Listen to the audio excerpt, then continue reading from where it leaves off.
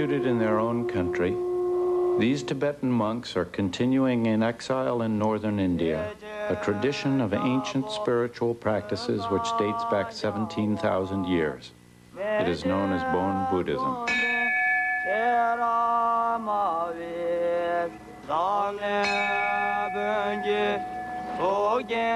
All Buddhists believe that the material world is a dreamlike illusion into which they are born and reborn.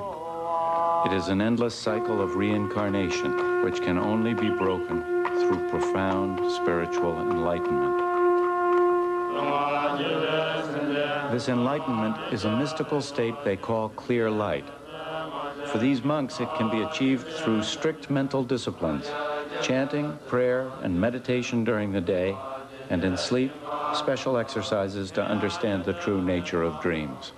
In Buddhism, we believe that every phenomena, no matter if you're awake or you're sleeping, it's like a dream. If you understand the dream is not real, dream and awakened states become the same thing. Tenzin Wangyal Rinpoche is the reincarnation of a 7th century Tibetan Lama, or teacher. After several years teaching in the West, Tenzin returns to the Teshi Menri Ling Monastery, where he spent the first half of his life as a monk. It was here that Tenzin came to understand that any dream, no matter how real and compelling, is always only a projection of his own thoughts. The conscious reality of our waking world is equally imaginary, and all human problems derive from attaching meaning to what are only mental illusions. If one does not understand everything as illusion, things which we see as real, we are caught into those realities. We are not able to liberate from them.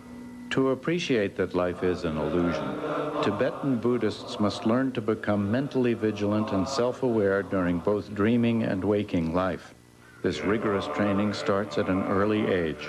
When I was 10 years old, I entered this monastery and I became a monk and stayed for 15 years.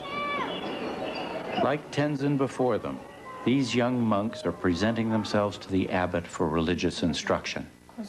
The abbot will listen to their recent dreams and use them as a kind of spiritual barometer which shows the condition of their souls. The nature and content of their dreams, he tells the boys, will determine the level of teaching they are ready for.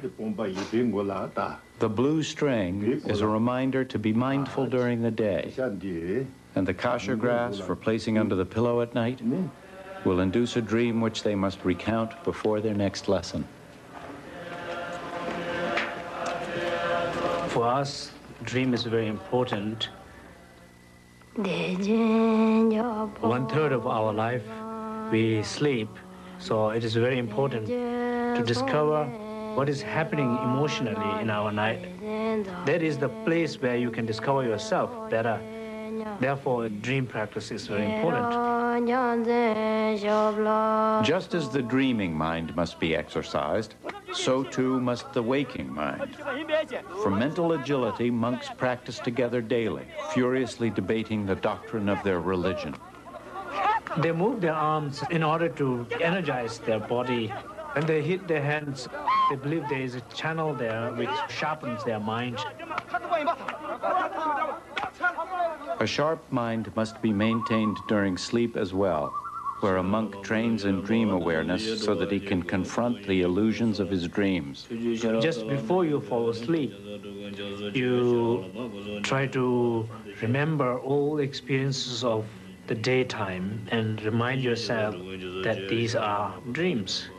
When we do our dream practice, we have 4 sessions, which includes 4 different positions, 4 different ways of focusing.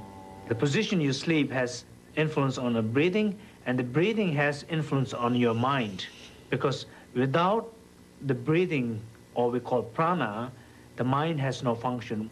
Through practice of the control of energy or breathing, once you have that experience, then it is very easy to realize the dream. and you can control. His Holiness the Dalai Lama is the spiritual leader of the Tibetan Buddhists.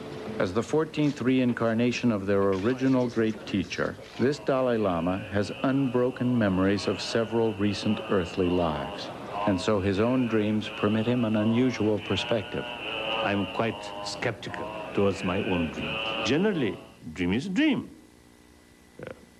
So not at all is it reliable. No meaning. Just come. Then occasionally you might get some dream which can take seriously. I met the 5th Dalai Lama in my dream, and also some previous important Lama, some a few centuries ago. But they're quite rare. The 5th Dalai Lama of the 17th century was famous for attending to his dreams and shares with this successor an enthusiasm for preserving the ancient Tibetan Buddhist practices. This monastery still performs the original sacred Bon Tibetan dances. In this annual ceremony of the 29 female protective deities, the monks take on the spirits embodied in the masks and dance to enact the triumph of benevolent forces over evil. These masks are representation of the guardian protectors. When I'm dreaming and when I need help, I often call my guardians to help, and particularly things which I cannot do by myself or when I'm awake. When one is aware that one is dreaming, you can change things, a lot of things that you cannot do during the awakened state. Being aware of a dream while dreaming it is called being lucid. For Buddhists, this is a prerequisite for enlightenment. When a monk learns to become conscious during a dream, to know he is in the midst of something unreal, he can then control the images. This way, he begins to realize that thoughts, whether conscious or unconscious, are all mental illusions. You must recognize dream is dream. When you are sleeping, till you see your memory remain there, conscious remain there, constantly thinking. You actually realize, now I'm dreaming. Now that is important. A lucid dream is that you, while you're dreaming, through your practice, that you know you're dreaming, and then you know it's a dream and you can change things. Tenzin's favorite example is a lucid dream which allowed him to do the impossible, to fulfill a request from his dead mother. She came to him in his sleep, asking for a memorial shrine, a stupa. In Tibetan tradition, it is very important if somebody dies that you build something for them. It can be stupa, a statue, or sacred text. So stupa represents that. It's called sign of rebirth, cheta. I was in Italy and I had a lucid dream with my mother exactly a year after she passed away. We were here in Dolanji under the Bodhi tree, and she seems very sad. She wanted me to build a stupa. I was very aware that I was in Italy, so it was very difficult to build it there. I thought that I could ask the help of a lot of guardian protectors. I looked up into the clouds near the tree, and I saw a lot of animal-headed guardians, like Garuda, the mystic bird, lion, parrot. They agreed to help. I heard a sound, enormous sound. Together with the sound, the tree was transformed into the stupa, and my mother seemed to be happy, and I felt very good afterward, which I didn't feel before dream. It was like I couldn't make that stupa for her while I was in Italy, but in dream, I made it. Tibetan Buddhists believe that the experience of the dream is the same as that of the soul right after death, or what they call the bardo state.